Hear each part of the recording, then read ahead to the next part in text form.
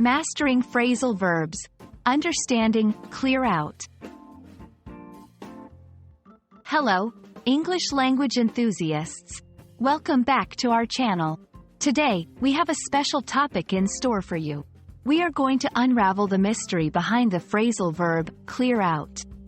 Stick around to learn about its different meanings and how to use it in various contexts. Before we dive into the specifics, let's take a moment to understand what a phrasal verb is. A phrasal verb is a phrase that consists of a verb and a preposition or adverb, or sometimes both. The addition of the preposition or adverb can completely change the meaning of the verb. In our case, clear is the verb, and out is the preposition. Together, they form the phrasal verb, clear out. Meaning 1. To empty a space. Clear out can mean to remove all the items from a particular space, making it empty or tidy.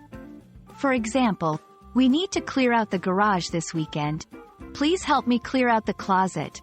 It's overflowing with clothes.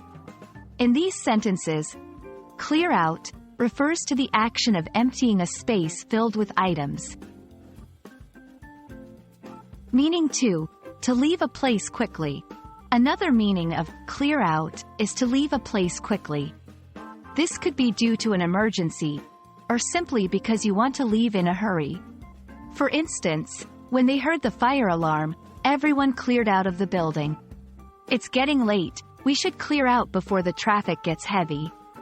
In these examples, clear out means to quickly vacate a place. Now that we've looked at the different meanings, let's practice using clear out in sentences. Try to determine the meaning based on the context. 1. After the party, we had to clear out the living room because it was a mess. 2. When the concert ended, the stadium cleared out in no time.